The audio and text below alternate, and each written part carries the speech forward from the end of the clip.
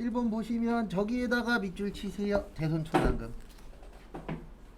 이거 일부러 내는 겁니다. 왜 내냐면 저희가 안 하는 분계가 몇 개 있거든요. 그 중에 하나가 대손총당금. 그래서 대손총당금 분계하면 이렇게 돼요. 차변의 대손 삼각비, 그 다음에 대변의 대손총당금, 그 다음에 또 안 하는 분계가 뭐냐면 저거예요. 자동결산. 그래서 자동결산에 우리 대손 있잖아요. 그 다음에 감가상각 분계는 이렇게 돼요. 차변의 감가상각비, 대변의 감가상각 누계. 그 다음에 퇴직급여 분계는 차변의 퇴직급여, 대변의 퇴직급여 충당부채. 이렇게 이제 세 가지가 대표적으로 저희가 안 하는 분계 중에 하나예요. 근데 왜 안 하냐면 자동결산이라. 자동은 우리가 안 하잖아요. 그래서 저기에다 동그라미 치세요. 과소. 소자가 무슨 소자죠? 짝을 소자죠? 그러면 여기 보시면 이 금액을 적게 했다는 얘기잖아요. 그러면 금액을 적게 하면은 대손삼각비 클까요? 작을까요? 작겠죠. 그러면 비용이 커져야 돼요? 작아져야 돼요? 작아져야 되죠? 그래서 정답은 4번이세요. 그리고 이것도 아셔야 돼요. 뭐도 아셔야 되냐면 비용이 줄어들면 이익은 어떻게 돼요? 늘어나요. 비용이 줄면 이익은 어떻게 된다고요? 증가합니다. 그래서 정답은 4번이세요. 왜냐면 대손충당금을 조금 잡았다는 얘기는 비용이 줄어든다는 뜻이거든요. 그러면 비용이 줄어들면 이익은 어떻게 돼요? 늘어나잖아요. 그래서 사장님들이 맨날 뭐 아껴 써라, 뭐 해라 맨날 얘기하는 게 뭐를 줄이기 위한 거예요? 비용을 줄이기 위한 겁니다. 그래서 그거 참고하시고. 그 다음에 2번 좀 어려워요. 정답은 일단 3번입니다. 1번 잘 봐두세요. 1번 은근 잘 나와요. 예, 잔존가치는 없는 것을 원칙으로 합니다. 저희가 외우진 않았어요. 이 부분은.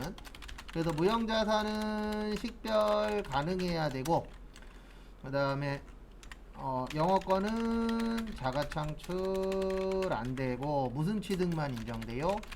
유상취득만 인정되고, 감가상각할 때 직접법 쓰고 내용연수는 몇 년이네요? 20년 이내. 그래서 4번은 아니에요. 20년을 초과할 수 없다. 그 다음에 합리적인 감가상각 방법이 없으면 정액법 쓰고, 개발비는 무형자산 연구비 및 경상개발비는 판매비와 관리비라고 했었죠. 숙지 잘 하시고 못 외운 거 있으면 다시 외우시고. 정답은 3번인 이유가 감가상각이잖아요. 우리 저기 뭐냐 의제 매입세액은 구입식이거든요. 근데 감가상각은 사용식이에요. 왜냐면 감가상각을 하는 이유가 뭐냐면 쓰면 쓸수록 가치는 어떻게 된다? 떨어진다. 이렇게 보거든요. 그래서 감가상각 그러면은 산날짜로 보는 게 아니고 뭐 한 거하고 관련이 있다고요? 사용한 거. 그래서 정답은 3번.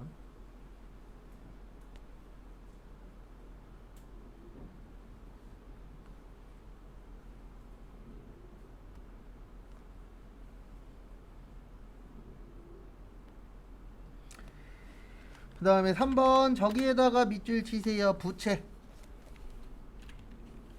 그래서 이번에 정답은 3번이 돼요. 그래서 부채는 빚이에요. 그래서 내 돈이에요? 남의 돈이에요? 남의 돈입니다. 그래서 우리가 빚 많은 거 좋다 그래요? 안 좋다 그래요? 안 좋다라고 이야기 하잖아요. 왜냐면 빚은 일단 갚아야 되는 거니까. 그래서 거기 1번 보시면 부채는 과거의 거래나 사건의 결과로 현재 기업 실체가 부담하고 있고 미래의 자원이 유출되는 거 맞아요. 왜냐면 우리 빚이라는 건 지금 갚는 게 아니고 미래에 갚는 거잖아요. 그래서 빚이 많은 건 좋은 게 아닙니다. 그리고 원래 부채 관련돼서는 시험 문제 종종 내요. 그 다음에 정답은 2번이에요. 반드시에다 밑줄 치세요. 정답이 2번인 이유는 대표적으로 얘 때문에 그래요.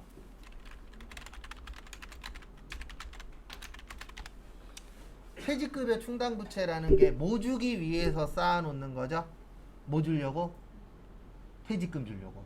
근데 우리 아시겠지만 퇴직금은요 언제 그만두느냐에 따라서 줘야 되는 금액이 어떻죠? 다르죠. 그래서 확정이 될 수가 없어요. 왜냐면 오늘 그만두냐, 1년 후에 그만두냐, 10년 후에 그만두냐, 30년 후에 그만두냐, 거기에 따라서 받는 금액이 어때요? 다릅니다. 그래서 정답은 2번이세요. 반드시 때문에 틀린 거예요. 일반적으로 확정된 건 맞는데 반드시, 모두, 전부 이런 거 나오면 틀린 겁니다. 그 다음에 3번 과거 사건으로 인해 현재 의무가 존재할 가능성이 매우 높고, 대부분 과거에 생기는 겁니다. 빚은 미래에 생기는 게 아니잖아요. 내가 과거에 돈을 빌렸다던가 물건을 사고 돈을 안 갚았던가 카드로 긁기만 했다던가 뭐 이런 식으로 이제 빚이 발생하죠. 그리고 4번 찍은 분들은 그냥 찍은 거예요. 4번은 그냥 여기 가서 치라 그랬잖아요. 4번 같은 거 나오면 어떻게 하시라고요?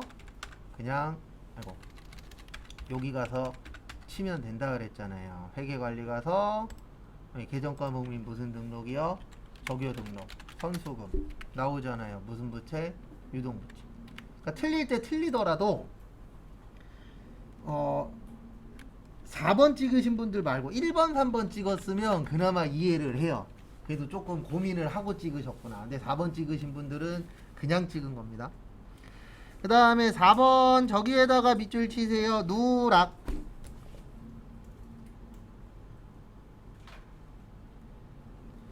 그 다음에 저기에다가 밑줄 치세요. 이익의 증감. 이거 어려워요.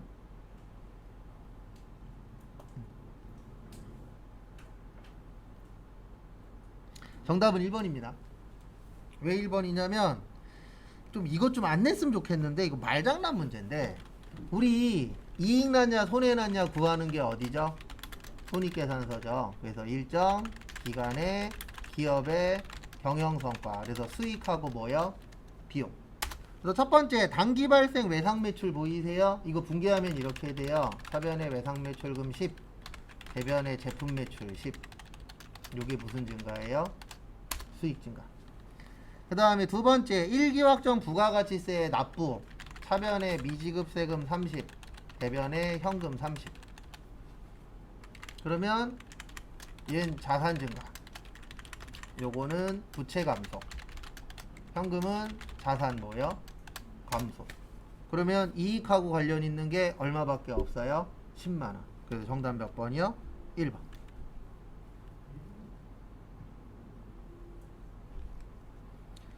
결론은 여기에 있는 이거는 신경 쓰는 게 아니에요. 수익 비용하고 관련이 없어요. 이 부분은. 그래서 정답은 몇 번이요? 1번. 어렵습니다. 이거 나오면. 그 다음에 5번의 정답 3번이에요. 일단 첫 번째 요거는 그냥 컨트롤 F로 찾으면 나옵니다. 미교부 주식 배당금하고 자기 주식 처분 손실, 요건 컨트롤 F 치면 나오고, 유상감자라고 있죠. 유상감자가 뭐냐면 이거예요. 차변의 자본금, 대변의 현금. 이렇게 돈 가지고 감자하면은 요걸 유상감자라고 해요. 그래서 자본의 뭐요? 감소. 그리고 자본이 순자산이에요. 순자산이 자산 얘기하는 거 아니에요. 자본을 다른 말로 순자산이라고 합니다. 순수하게 내 거다. 그래서 자본을 뭐라고도 해요? 순자산. 그 다음에 3번, 정답은 3번인데 다음 주에 한번 풀 거예요. 다음 주 한 수요일이나 목요일쯤 한번 풀 건데, 뭐 풀 거냐면 주식 관련된 거. 제가 이걸 몇 번 적긴 했어요. 유가증권에 두 가지 있다 그랬죠. 주식이나 뭐요? 사채를 발행하거나 뭐 할 때요? 처분할 때. 비용 쓰면 된다, 안 된다? 안 된다. 그 다음에 이익 나면 이익에서 빼고, 손해 나면 손해에 뭐 한다? 더한다. 그래서 정답은 몇 번이요? 3번. 비용 쓰시면 안 돼요. 그 다음에 4번도 이거 찍을 때 찍더라도 2번 아니면 3번 찍어야 돼요. 왜냐면 여기 다 있잖아요. 여기 계정과목 및 적요등록 들어가면 여기 자본금, 자본이여금, 자본조정, 기타 포괄, 이익잉여금 있어요, 없어요? 있죠. 이런 거 잘 알고 있으면 하나라도 더 맞춘다고요. 어디에 뭐 있는지. 그래서 정답은 2번입니다. 2번이 아니고 3번. 그 다음에 6번. 6번의 정답 2번이에요. 이건 찍어야 되는데 제가 이거 좋은 방법은 아닌데 1번, 2번, 3번, 4번 중에서 보던 거 몇 번 있죠? 2번 있죠. 이게 공부 좀 많이 하신 분은 이렇게 찍으면 얼추 맞아요. 이게 좋은 방법은 아닙니다. 근데 공부 많이 하다 보면은 이런 게 보여요. 뭐가 보이냐면 맞는 것을 고르시오. 그러면 세 개 중에 자주 보던 게 답이에요. 맞는 거 골라라 아니면 틀린 거 골라라. 그렇게 할 때 그래서 많이 푸시면은 이렇게 풀어도 한두 개 정도는 더 맞출 수 있어요. 네 개가 나왔는데 세 개는 처음 보는 거야. 하나는 보던 거야. 그러면 그 보던 게 답일 확률이 어때요? 높아요. 그리고 이거 알고 계십시오. 교재 뒤져봤자 6번 없어요. 6번은 저희 교재에는 없고요. 서점 가면 원가에게만 있는 책이 있거든요. 아니면은 세무사 시험이나 회계사 시험처럼 범위가 넓은 교재에 있어요. 거기 봐야 있어요. 저희 교재에는 요 내용 하나도 없어요. 그래서 정답은 2번입니다. 이런 거 좀 안 냈으면 좋겠어요. 4번도 그렇고. 4번도 말장난이라. 그 다음에 예? 예, 착각하기 딱 좋아요.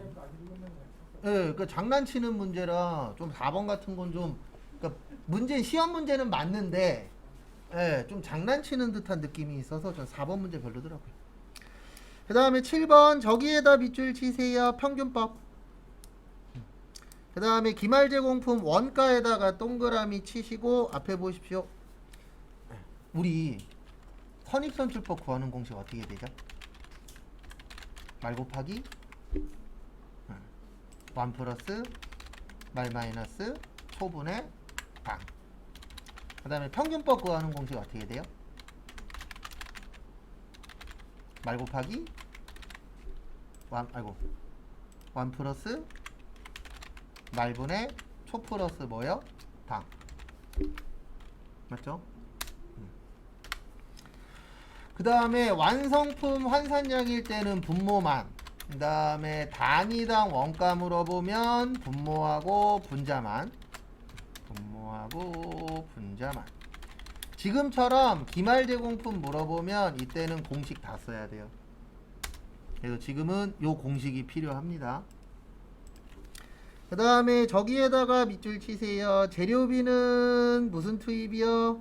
모두 발생. 가공비는 균일 방생. 그래서 재료비는 모두 발생. 모두 발생이 전부 투입이에요. 그 다음에 가공비는 균일 발생.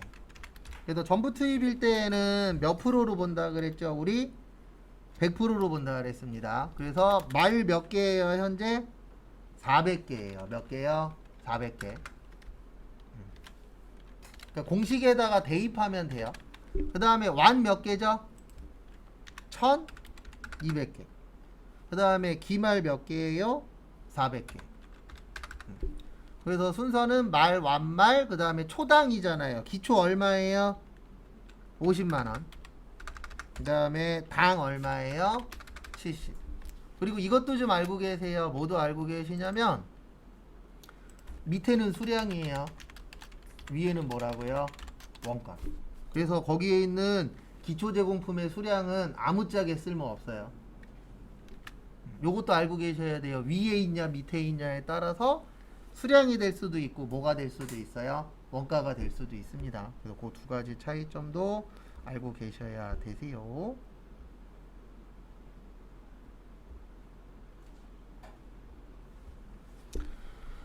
그러면 얼마가 나오냐면은요. 그래서 계산기는 꼭 있어야 됩니다. 어디 갔냐?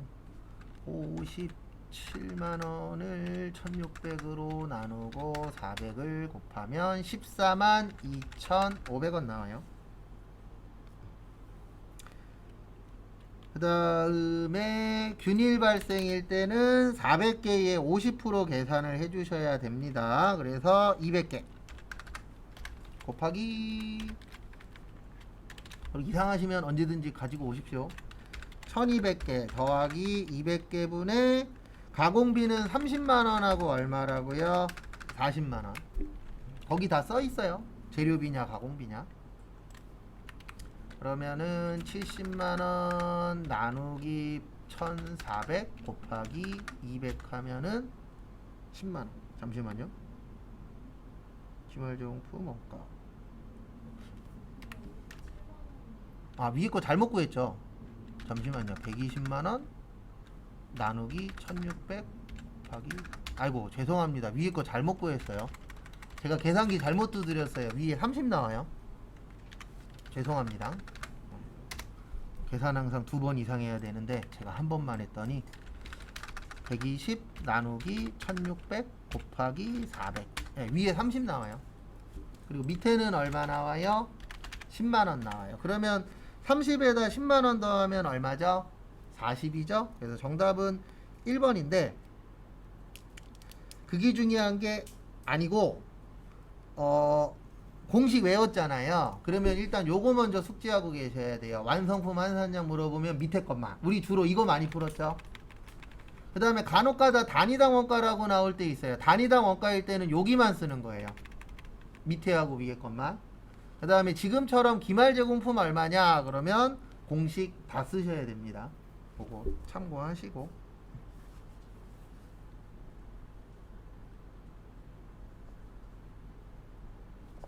그래서 이렇게 되는 거예요.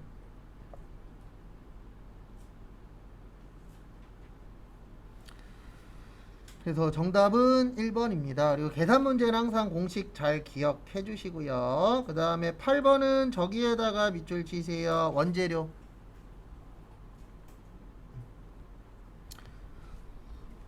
이거 물어보는 문제예요. 8번 문제는 우리 재료비 구하는 공식이라고 외운 적이 있었어요.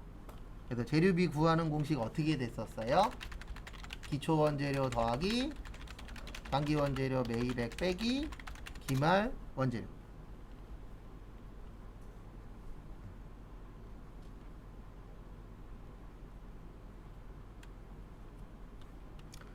그래서 거기 지문에 보시면 사용한 원재료라고 있습니다. 그 사용한 원재료가 재료비예요. 그래서 재료비는 300. 그 다음에 요거를 이해하셔야 돼요. 기말 원재료는 기초 원재료보다 얼마 많대요? 20만원 많대요. 그러면 이렇게 하시면 돼요. 기초가 빵이면 기말은 얼마예요? 20. 여기에다간 얼마 쓰든 상관없어요. 둘이서 얼마 차이만 나면 돼요? 20만원만. 그러면은 얼마에서 20만원 빼면 300 되죠? 300? 20에서 빼면은 얼마 돼요? 300 되죠? 그래서 정답은 몇 번이요? 3번인데 항상 계산 문제 풀 때마다 이야기 할 건데 지금 이게 중요한 게 아닙니다. 어차피 공식 기억 안 나면 못 풀어요. 그래서 공식 항상 헷갈리시거나 기억 안 나는 거 있으시면 다시 잘 기억 좀 해 놓으십시오. 그 다음에 9번. 제가 그리고 그랬잖아요. 원가에게는 암기가 많다고. 9번도 암기예요. 정답 4번이에요.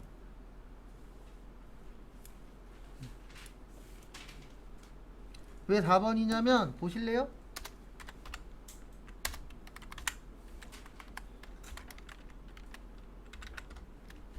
우리 T자 기억하라 그랬잖아요. 보면 첫 번째 제공품 계정 차변에 뭐요? 단기총 제조 원가 맞죠? 그래서 1번 맞고 그 다음에 2번에 거기 보시면 단기 제품 무슨 원가요? 제조 원가. 그러면 2번도 맞잖아요. 그 다음에 3번에 제품 계정 차변에 단기 제품 제조 원가 나와요? 안 나와요? 나오잖아요. 그러면 몇 번이요? 4번. 왜 4번이냐면 제품 매출 원가는 매출 원가 계정의 대변이 아니고요. 제품 계정의 대변이에요. 우리 매출 원가 대변이 나오잖아요. 그러면 매출 원가 계정의 대변이 아니고 무슨 계정이라고 나와야 돼요? 제품 계정. 그래서 정답은 4번. 그리고 4번이 중요한 게 아니고 숙지 잘 하시고 숙지 잘하면 맞출 수 있잖아요. 그리고 시험 볼 때까지 틀린 거에 대해서 너무 신경 쓰지 마세요. 시험장 가서 맞추면 돼요. 당연히 지금도 맞추고 그때도 맞추면 편하긴 하겠지만, 그 다음에 저기에다 밑줄 치세요. 10번 정답은 4번입니다. 일단 우리 기초원가 또는 기본원가 뭐 더하기 뭐요? 직접 재료비 더하기 직접 노무비. 그 다음에 가공원가 또는 전환원가 노무비하고 뭐요? 제조 간접비. 그래서 1번 2번 맞잖아요. 그 다음에 3번 제조원가는 재료비 노무비 간접비 맞아요. 정답은 4번이에요. 왜냐면 판매 근로자의 식대는 판매비와 뭐예요? 관리비 800번대잖아요. 근데 거기 제조원가라고 되어 있잖아요. 우리 제조원가는 몇 번대예요? 500번대잖아요. 그거 주의하시고.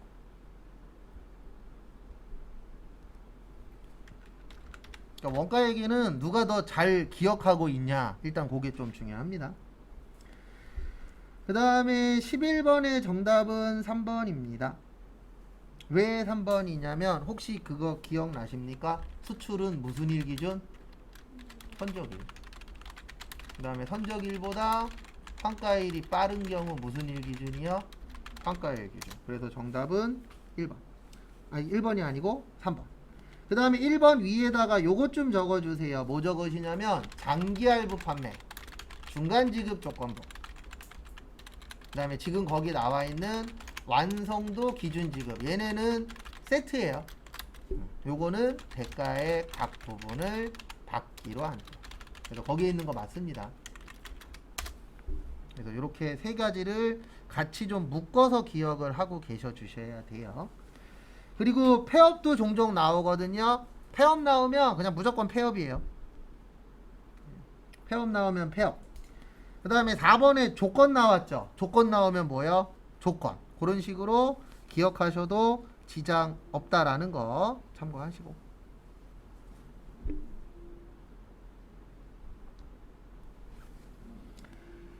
그래서 정답은 3번입니다. 그 다음에 12번 저기에다 밑줄 치세요. 영세. 뭔세요? 영세. 우리 영세는 뭐와 관련이 있어야 된다 그랬죠? 국내예요? 외국이에요? 외국. 그래서 수출과 관련되어 있어야 영세가 가능하다라고 설명을 드렸었어요. 그래서 거기에 있는 거 보시면 1번 중개무역 방식의 수출업자, 중개무역의 수출업자 맞아요. 네, 수출업자니까 외국 관련된 거죠. 그 다음에 중개무역 방식의 수출업자도 맞습니다. 그 다음에 수출품 생산 후 외국으로 반출하는 사업자. 그러면 요분도 수출 관련된 업무죠. 정답은 4번이세요. 수출을 대행하는 사람은, 대행하는 수출업자는 이거는 국내 거래예요. 그래서 수출 대행하시는 분 중에 요거 관련돼서 이제 일하시는 분들 있어요? 없어요? 있죠. 근데 이거는 그 외국에서 거래되는 게 아니잖아요. 대행해주고 뭐 받죠? 대행 수수료 받잖아요. 근데 그거 아세요? 어저께 푼 거에 대행 수수료 있었어요. 그거 왜 냈냐면 이것 때문에 낸 거예요. 그래서 이 대행은 국내 거래입니다. 외국 거래가 아니고. 대행이라는 게 뭐죠? 대신해 주는 거잖아요. 대신해 주고 뭐 받아요? 수수료 받는 거예요. 그리고 이거는 국내에서 돈 주고 받는 거기 때문에 수출로 인정을 안 하고 뭘로 번다고요? 국내 거래로 인정을 합니다. 그래서 참고하시고. 그 다음에 13번.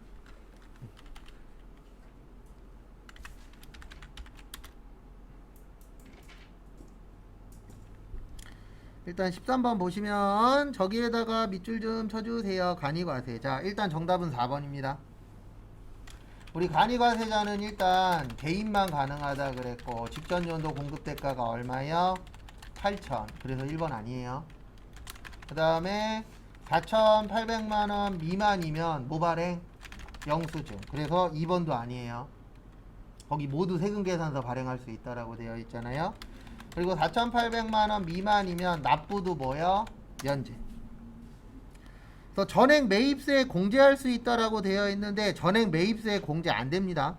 네, 전후배 것 때문에 틀린 거예요. 2번하고 3번은 모든 때문에. 요 기준 금액이 얼마라고요? 4,800이에요. 얼마요? 4,800. 그래서 모든 때문에 2번하고 3번은 틀린 거고 1번이 틀린 이유는 8,500이 아니고 얼마라고요? 8,000이에요. 그래서 정답은 4번입니다. 그 다음에 14번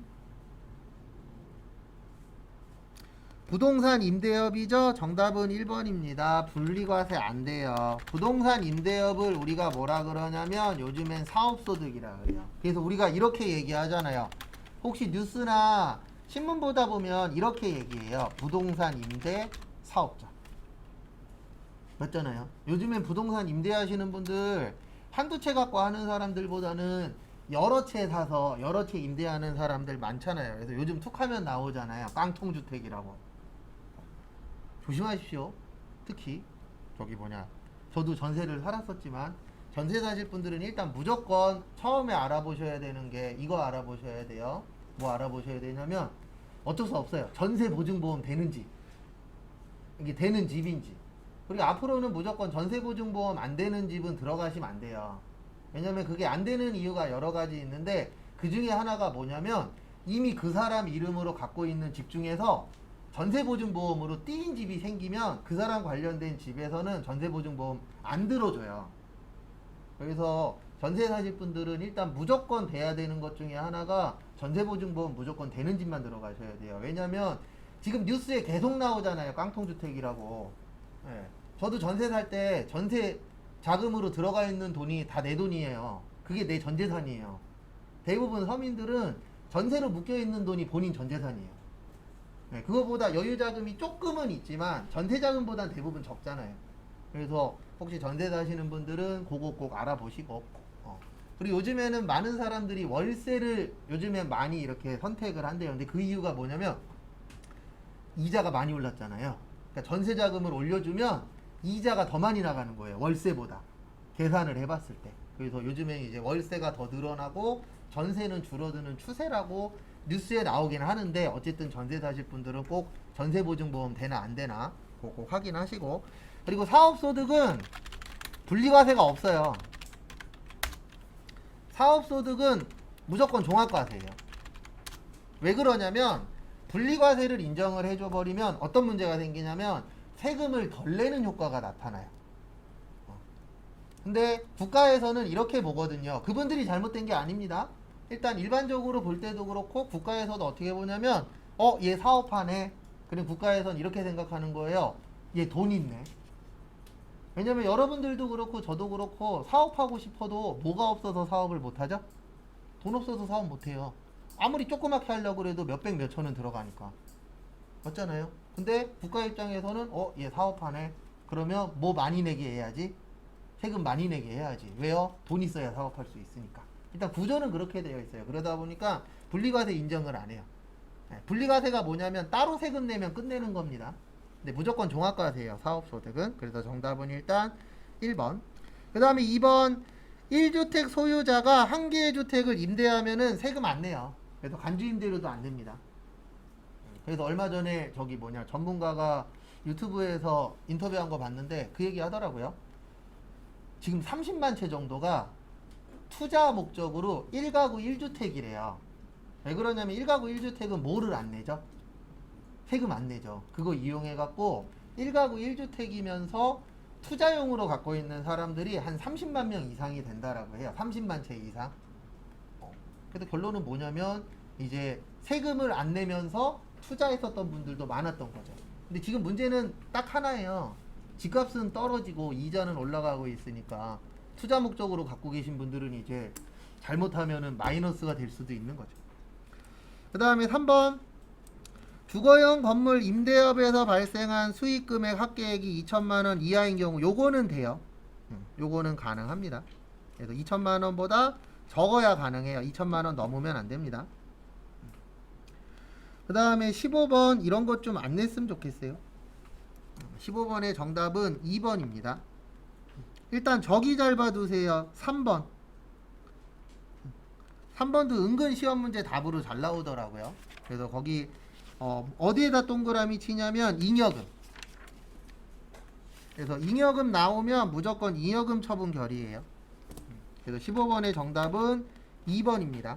그래서 주식 매수 선택권이라고 있는데 설명은 간단하게 드릴 거예요. 그래서 주식 매수 선택권은 주식 매수 선택권을 행사한다. 저거를 뭐라고 설명드려야.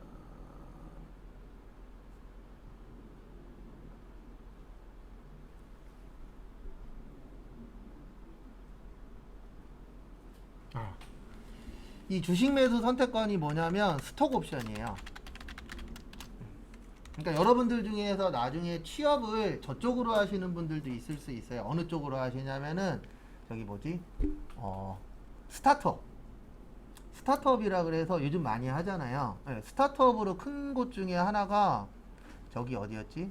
뭐 쿠팡도 어쨌든 그쪽이었었고, 그 다음에 그 뭐지? 여기 어땐가 있잖아요. 네, 그것도 스타트업 쪽이고, 그래서 스타트업 쪽에서 만약에 취업을 하시면은 주식 매수 선택권이라 그래서 직원들이나 아니면 대표이사 이런 임원들한테 주식을 줘요. 네, 그래서 회사 주식을 줍니다. 왜 그러냐면은 이제 어떻게 보면은 저걸 주는 거죠. 권한을 더. 왜냐면 회사 주식 갖고 있으면 내가 이 회사를 잘 운영하면 그만큼 내가 돈을 더 벌 수 있잖아요. 그래서 스톡 옵션이라 그래서 요 주식 매수 선택권을 주는데 요거는 퇴사하는 날이 아니고 이 주식을 행사하는 날. 그래서 이거 줄 때에 그냥 주는 게 아니고요. 처음에 줄 때 조건 걸어요. 뭐 2년 동안 못 판다. 3년 동안은 무조건 갖고 있어야 된다. 이런 식으로 조건을 겁니다. 그리고 그 이후에는 뭐 할 수 있어요? 판매할 수 있어요. 그래서 스타트업 가셨는데 만약에 그 회사가 잘 돼. 그래도 무럭무럭 커. 그러면 거기에 있는 직원들한테도 요거 줄 때가 있어요. 주식을. 회사 주식을 주는 경우들도 존재합니다. 근데 이건 알고 계셔야 돼요. 여기로 혹시 취업하시는 분들이 있어요. 스타트업은 이건 아셔야 됩니다. 잘 되면 떼돈 버는데 망하면은 얼마 못 벌고 나올 수도 있어요.